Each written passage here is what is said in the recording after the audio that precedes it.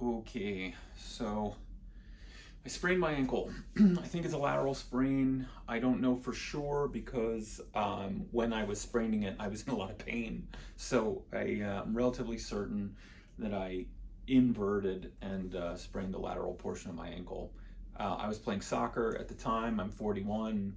I've sprained my ankle a billion times since I was 17 years old when I sprained it on high school graduation night and was on crutches for 8 weeks. Anyway, I thought I would, I never do stuff like this. I thought I'd do a little video of treating myself. So I'm using acupuncture needles, and the gauge is, I'm using 22s. Oh wow, all right. I'm using a thin needle, sweet. This is the exact needle I use on patients. It's a little bit trickier to needle yourself, and I'm gonna needle myself into the area of pain. So this is going to hurt a lot more than what is typical for my patients. First, I'm needling myself, so the muscles I'm getting into should be relaxed, but they're quite active because I can't relax and needle myself. So that sort of sucks. And on a patient, I might choose to needle in slightly different spots, but because I can't access them perfectly, I'm gonna just do the best I can. So this isn't really a perfect treatment, but it is certainly a treatment. So if anyone wants to play at home, I'm needling, this is UB60 or Kunlun, and it hurts for sure. I sprained it on Sunday. Today is Thursday. So a couple things. I didn't ice it, even though everyone on the field was like, here's some ice, here's some ice. Icing it is wrong. And we'll talk about that later, but you can debatably ice it for the first 6 hours, and even then I wouldn't do it, but people do. And then you never ice again. So ice is absolutely wrong in all cases, and we'll talk about that at a different time, but if you're interested, just Google Dr. Merkin rice, rest ice compression elevation, but just Merkin rice, and you will eventually get to the reasoning for why you never ice, right? So I didn't ice, I didn't take any anti-inflammatories. Those of you playing at home, this is gallbladder 34. This is the head of my fibula. This one's gonna be painful. There's no way to get around it. It's just in a very sensitive spot, and I can't relax this peroneal muscle. So, this sucks. Yeah, all right, the needle's in. It's not my favorite. I've given it a couple twists. It doesn't feel great, and when I move my leg later, it's also not going to feel great. But, that's the breaks. All right, next, I'm gonna choose liver 3, which actually wish I had done first. I didn't think this through. You can see the needle bending as I move my leg. That's obviously not ideal. So rather than doing liver 3, which is really hard to access right now, I'm going to do stomach 41 for those of you playing at home, but that's basically the front of the ankle. And now that I'm putting some thought into this, I'm going to do that last. Instead, what I'm going to do is needle. Oof, this is all tender.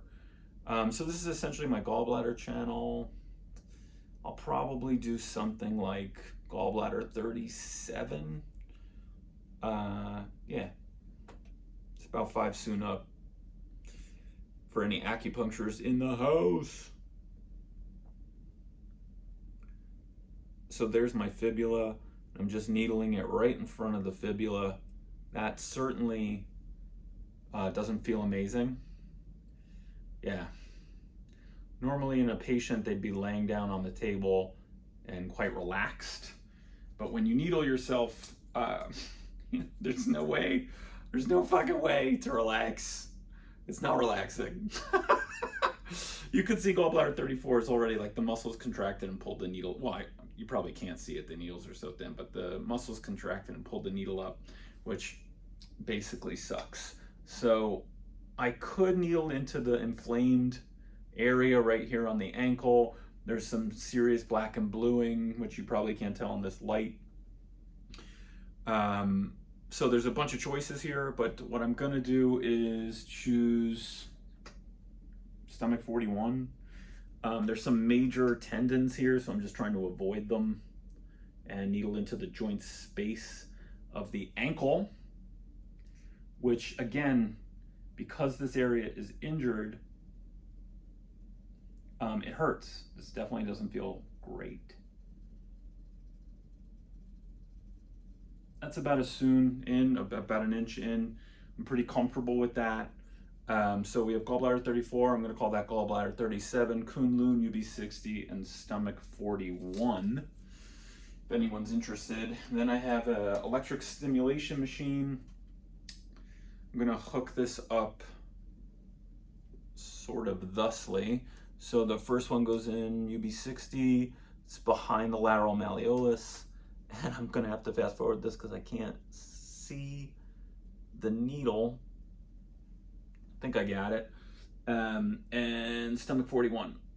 All right, so that's the front of the ankle and basically the lateral malleolus.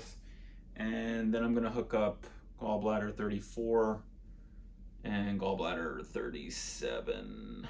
So 37 is first, and then 34, these are the muscles that are in contraction, mostly in compensation for the sprained ankle. But I'm actually needling this for an acupuncture reason, not a Western medical reason. Those of you playing at home, gallbladder 34 is called the master point of tendons and sinews. And I've officially hurt my tendons and sinews. All right, so there's a couple choices here. The most gentle way to do this is I would run it at 2 hertz. That's 2 taps per second continuously. But because I want to play again on Sunday, I'm going to do a really heavy dose. So a really heavy dose looks like 2 hertz and 100 hertz mixed, which means every 2 seconds, the stimulation will move from 100 hertz to 2 hertz and then back and forth and back and forth. So what you do is you wait for the machine. This is 2 hertz. This is 100. You wait for the machine to be on 100. And then you turn it on.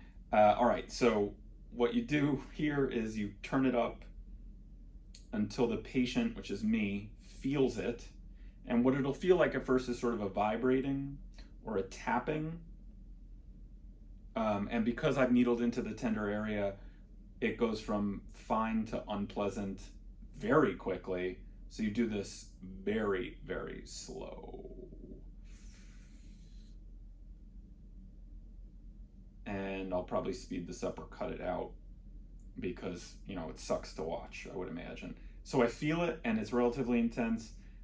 It's very intense. I'm gonna go to the other set of needles. The other set of needles is above the sprain. And just to give myself a treat, I have a heat lamp and I've turned the table warmer on, all of which is meant to increase the blood flow to the area. So now I feel both working and I have complete control. Ooh, that was went a little high on that. I have complete control over the electricity. So at this point, I'm just gonna sit here for about 15-20 minutes and just receive the treatment. Afterwards, I'll either pull or there's a piece of me that wants to needle the inner ankle and then run a current between the medial and lateral sides of the ankle. I haven't decided yet, but we're doing this for anti-inflammation, to increase the repair rate of the tendons, essentially, and alleviate pain because I'm standing all day. I'm in a lot of pain. It feels a little like sharp, so I'm going to turn it down slightly, which is what if I was with a patient, I'd be asking them to tell me how it feels. Does it feel like a buzzing, a massage? Is it uncomfortable?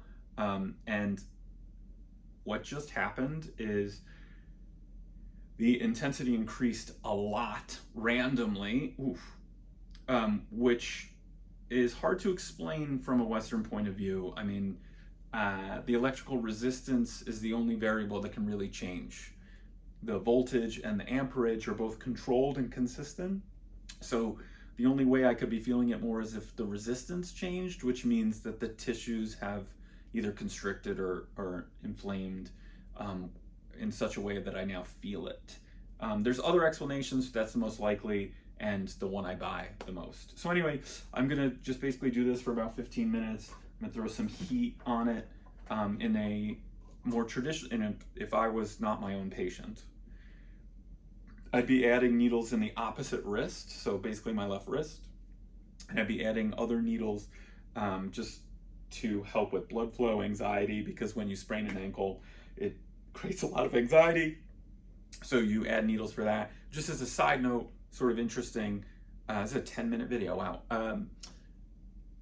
The battlefield herbs that were given to soldiers on the battlefield all had a category of herbs called anchor shen, which essentially translates to handle anxiety, because when you get an injury, of course, your consciousness is really impeded quite a bit. So they add all these herbs for anxiety just right away, which is one of the things I love about Chinese medicine. You're never just treating the injured limb, appendage, whatever. You're also treating the consciousness, and it works quite well. All right, I'll see you on the flip side.